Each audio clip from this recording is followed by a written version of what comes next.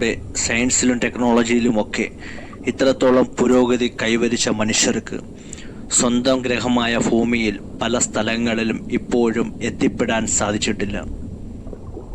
അതിൽ ഒന്നാണ് സമുദ്രത്തിൻ്റെ ആഴങ്ങളിലേക്ക്.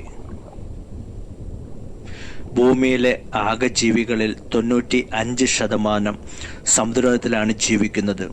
ഇതിൽ മിക്ക ജീവികളിലും മനുഷ്യൻ ഇതുവരെ കണ്ടെത്തുവാൻ കഴിഞ്ഞിട്ടില്ല. ഭൂമിയുടെ ഭൂരിഭാഗവും വ്യാപിച്ചു കിടക്കുന്ന സമുദ്രത്തിൻ്റെ നിഗൂഢമായ രഹസ്യം നമ്മൾ മനസ്സിലാക്കിയതിൻ്റെ പല മടങ്ങ് ഇനിയും കണ്ടെത്തുവാനുണ്ട്. എങ്കിലും ഇതുവരെ ലഭ്യമായ അറിവുകൾ വെച്ച് നമുക്ക് സമുദ്രത്തിൻ്റെ ആഴങ്ങളിലേക്ക് പോയി നോക്കാം.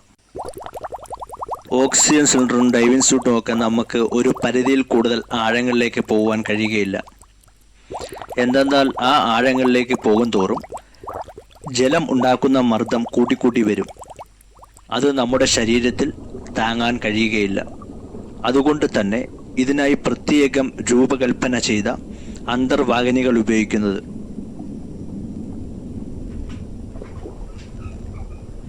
സമുദ്രനിരപ്പിൽ നിന്ന് 10 മുതൽ 14 അടി വരെ താഴ്ചയിലാണ് പോളാർ ബിയറുകൾ ഇരയെ തേടി പോകുന്ന ശരാശരി ആഴം.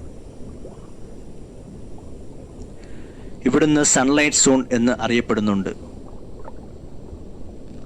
130 അടിയിലാണ് വിനോദത്തിനു വേണ്ടിയുള്ള സ്ക്യൂബ ഡൈവിംഗ് അനുവദിച്ചിരിക്കുന്നത്. കുറച്ചുകൂടെ താഴേക്ക് നമ്മൾ പോകുമ്പോൾ 650 അടിയിൽ പോകുമ്പോൾ അവിടെ ടൊർലി സ്റ്റോൺ ആരംഭിക്കുന്നു. അവിടെ നിന്ന് ആരംഭിക്കുന്ന സൂര്യപ്രകാശത്തിൻ്റെ അളവ് വളരെ കുറവാണ്. 2014 ഹേമത് കർബൽ 1090 അടി താഴ്ചയിൽ സ്ക്യൂബ ഡൈവ് ചെയ്ത് വേൾഡ് റെക്കോർഡ് സ്വന്തമാക്കി. ഇത് ഏറ്റവും ആഴം കൂടിയ പ്രദേശം. ഈ ആഴങ്ങളിൽ കാണപ്പെടുന്ന ഭയാനകമായ ജീവിയാണ് ജാപ്പനീസ് സ്പൈഡർ ക്രാബ്. ഇവ മനുഷ്യരെ ആക്രമിക്കാറില്ലെങ്കിലും വേണമെങ്കിൽ സ്വയരക്ഷയ്ക്ക് വേണ്ടി മനുഷ്യനെ ഗുരുതരമായി പരിക്കേൽപ്പിക്കുവാനുള്ള ശക്തി അവയുടെ കാലുകൾക്കുണ്ട്. വീണ്ടും നമ്മൾ താഴേക്ക് പോകുമ്പോൾ 1660 അടി താഴ്ചയിലേക്ക് പോകുമ്പോൾ ലോകത്തിലെ ഏറ്റവും വലിയ ജീവിയായ നീലത്തിമിംഗലം സഞ്ചരിക്കുന്ന മാക്സിമം ആഴം. ഇതിന് താഴേക്ക് നമ്മൾ പോകാറില്ല. കാരണം അന്തരീക്ഷ വായു നേരിട്ട് ശ്വസിച്ചുകൊണ്ടാണ് ഇവ ജീവിക്കുന്നത്. അതുകൊണ്ട് തന്നെ ശ്വസിക്കുവാൻ വേണ്ടി കടലിൻ്റെ ഉപരിതലത്തിലേക്ക് ഇവയ്ക്ക് ഇടയ്ക്കിടയ്ക്ക് വരേണ്ടി വരും. എന്നാൽ 1800 അടി താഴെ വരെ പെൻഗ്വിനുകൾ ഇര തേടി വരാറുണ്ട്. ഈ ആഴങ്ങളിൽ ഉണ്ടാകുന്ന മർദ്ദം വളരെ വലുതാണ്. എന്നാൽ പെൻഗ്വിനുകൾ അതിനെയെല്ലാം തരണം ചെയ്തുകൊണ്ട് മുന്നോട്ട് പോകുന്നു. ഈ ആഴങ്ങൾ മുതലെയാണ് ഷോർട്ട് ഫിഷുകളെ സാധാരണയായി കണ്ടുവരുന്നത്. 2700 അടി താഴേക്ക് പോകുമ്പോൾ ലോകത്തിലെ ഏറ്റവും വലിയ കെട്ടിടമായ ബുർജ് ഖലീഫ പോലും പൂർണ്ണമായി മുക്കി വയ്ക്കുവാൻ കഴിയുന്ന ആഴമുണ്ട്. ഈ ഭാഗങ്ങളിൽ കൂടെ കണ്ടുവരുന്ന ഒരു ജീവിയാണ് ഗെയിൻ സ്കോട്ട്. മനുഷ്യനേക്കാൾ 7 ഇരട്ടിയോളം വലിപ്പമുണ്ട്. ഇവയുടെ പ്രധാന ശത്രു സ്പേം വയലുകളാണ്. ഗെയിൻ സ്കോട്ടും സ്പേം വയലുകളും മറ്റുമുള്ള മൽപ്പിടുത്തം ഭയാനകമായ ഒരു കാഴ്ചയാണ് അടിത്തട്ടിൽ. ഇവിടുന്ന് അങ്ങോട്ട് ഭയാനകവും അതിശയകരവുമായ പല ജീവികളെയും നമുക്ക് കാണുവാൻ സാധിക്കുന്നു.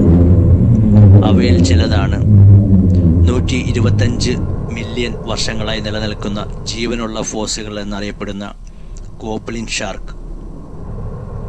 ശരീരത്തിലെ ബയോലൂമിനസ് സംവിധാനം ഉപയോഗിച്ച് ഇരയെ ആകർഷിക്കുന്ന ആംഗ്ലർ ഫിഷ്. 200 വയസ്സ് വരെ ജീവിക്കുന്ന ഓറഞ്ച് റഫി.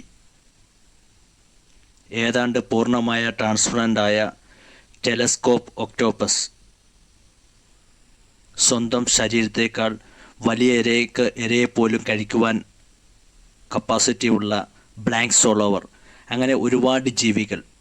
വീണ്ടും നമ്മൾ താഴേക്ക് പോകുമ്പോൾ 12600 അടി താഴ്ചയിലാണ് ടൈറ്റാനിക് എന്ന കപ്പൽ ഇപ്പോൾ ഉള്ളത്.